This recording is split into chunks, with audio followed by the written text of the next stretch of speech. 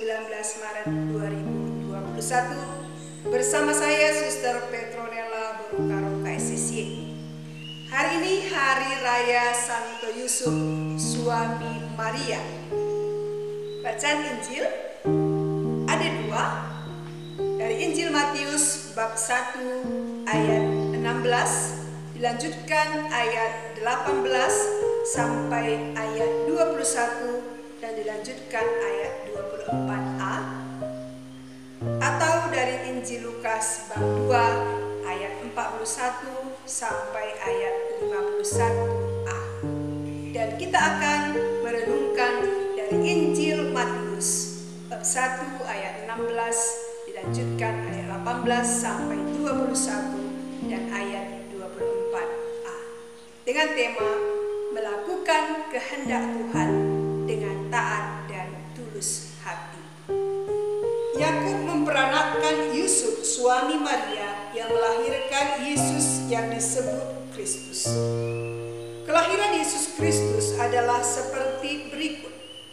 Pada waktu Maria ibunya bertunangan dengan Yusuf, ternyata ia mengandung dari Roh Kudus sebelum mereka hidup sebagai suami istri.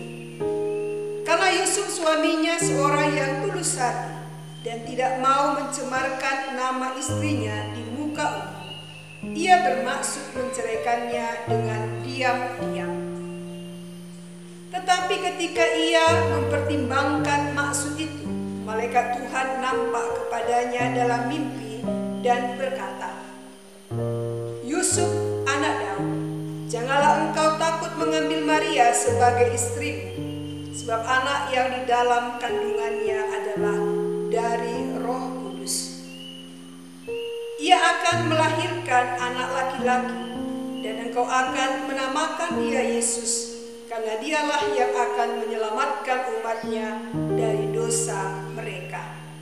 Sesudah bangun dari tidurnya, Yusuf berbuat seperti yang diperintahkan malaikat Tuhan itu kepadanya. Demikianlah sabda Tuhan. Saudara-saudari yang terkasih, sebelum melanjutkan perenungan kita di Hari Raya Santo Yusuf Suami Maria ini, kami mengucapkan selamat pesta kepada para suster KSSY yang merayakan pesta pelindung kongregasi. Selamat pesta juga kepada paroki, stasi, yayasan, komunitas yang mengambil nama pelindung dari Santo Yusuf. Juga saudara-saudari yang nama pelindungnya dari Santo Yosef. Selamat pesta untuk kita semua. Bapa Suci telah menetapkan tahun 2021 sebagai tahun Santo Yosef. Mari kita merenungkan sikap hidup Santo Yosef dan kita jadikan teladan bagi hidup kita. Saudara-saudari yang terkasih, pada Hari Raya Santo Yusuf Suami Maria, bacaan Injil mengajak kita untuk melihat ketaatan dan ketulusan hati Yusuf. Menurut kebiasaan Yahudi, seorang gadis dipertunangkan dengan seorang pria oleh orang tua atau walinya, dan sejak pertunangan terjadi sudah ada ikatan di antara keduanya, dan si gadis tersebut berada dalam kuasa tunangannya yang dipandang sebagai suami. Maka bila gadis yang sudah bertunangan bersetubuh dengan pria lain, ia dipandang sebagai pezina dan harus dihukum dan dilempari dengan batu atau diceraikan dan diberi surat cerai. Menurut Injil Matius dalam bacaan yang kita dengar, Yusuf dan Maria sudah bertunangan. Sebelum Maria secara resmi dibawa oleh Yusuf ke rumahnya, Maria telah mengandung. Maria mengandung karena Allah sendiri melalui Roh Kudusnya. Tunangannya Yusuf dipandang sebagai seorang yang tulus hati karena ia amat setia kepada hukum Tuhan. ujungnya ditunjukkan dalam sikap hidup yang taat pada hukum Tuhan, yang telah mempengaruhi semua tindakannya dan membentuk pribadinya menjadi seorang yang penuh kasih dan tulus hati.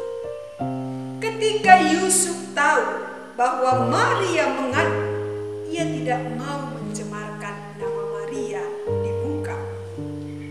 Yusuf tidak mau menuduh Maria sebagai pezina dan penyebab dibatalkannya pernikahan dengannya. Tapi ia mau meninggalkannya dengan diam-diam. Mengapa harus dengan diam-diam? Kalau kita melihat dalam tradisi Yahudi, maka akan sangat jelas bahwa seorang suami dapat saja menceraikan tunangannya di depan umum dengan alasan tertentu. Yusuf juga bisa menuntut Maria di depan pengadilan untuk bercerai dengan alasan karena Maria sudah mengandung. Jika Maria dituntut dengan alasan demikian, maka jelas Maria akan dihukum dengan hukuman dilempari batu.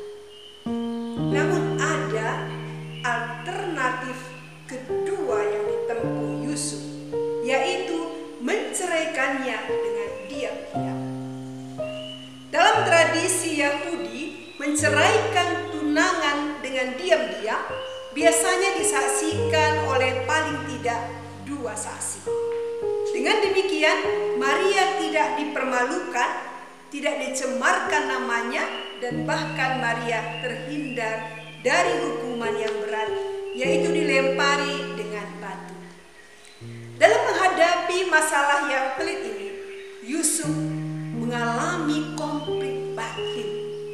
Tetapi Yusuf bertindak bijaksana dan tenang, tidak mudah emosi dan tidak goyah dalam menghadapi situasi yang sulit dalam hidupnya. Ia yakin bahwa Maria tidak bersalah, sehingga rela meninggalkannya tanpa proses hukum. Dalam pergulatannya, malaikat Tuhan datang lewat mimpi dan berkata, "Yusuf anak Daud, janganlah engkau takut mengambil Maria sebagai istri, sebab anak yang di dalam kandungannya adalah dari Roh Kudus. Ia akan melahirkan anak laki-laki, dan engkau akan menamakan dia Yesus, karena dialah yang akan menyelamatkan umatnya dari dosa mereka." Perintah Tuhan melalui malaikat ini bukanlah hal yang gampang bagi Yusuf, karena peristiwa itu tidak masuk akal. Bagaimana bisa Maria mengandung dari Roh Kudus? Dan jika Yusuf mengambil Maria sebagai istrinya, maka ia akan memiliki tugas yang sangat tidak gampang dalam rencana Allah.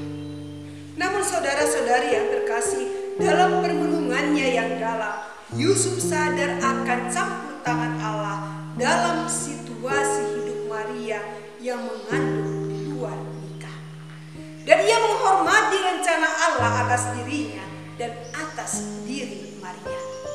Allah melibatkan Yusuf dan Maria dalam karya penyelamatan manusia. Maka Yusuf mengambil Maria menjadi istrinya. Saudara-saudari yang terkasih, apa yang hendak disampaikan kepada kita lewat perenungan ini?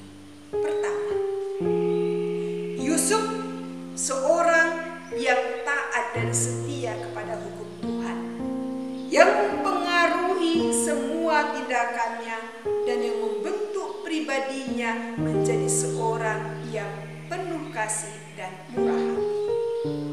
Yusuf juga taat pada apa yang difirmankan Tuhan melalui malaikat dan melaksanakan perintah itu dengan mengambil Maria menjadi istrinya. Seperti Yusuf, hendaklah kita juga taat dan setia pada hukum Tuhan, rajin berdoa dan beribadah, setia mendengarkan sabdanya, merenungkannya dan melaksanakannya dalam hidup kita.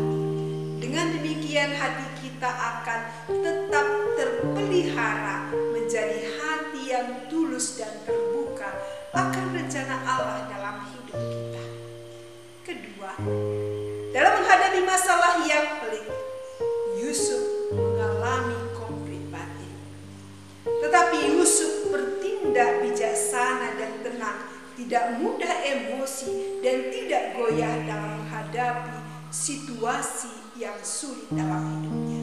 Mari kita belajar tenang dan bijaksana dalam menghadapi dan menyelesaikan masalah-masalah yang terjadi dalam hidup kita, sehingga semua dapat terselesaikan dengan baik tanpa ada yang harus dikorbankan.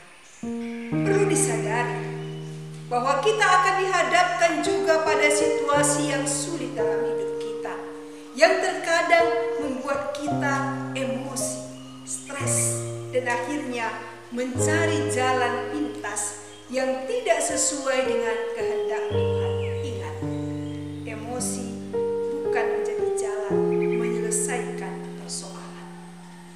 Ketiga, Yusuf tidak mau mencemarkan nama Maria walaupun ia bisa melakukannya. Mari kita belajar untuk menjaga nama baik sesama, walau barangkali sudah melukai hati kita.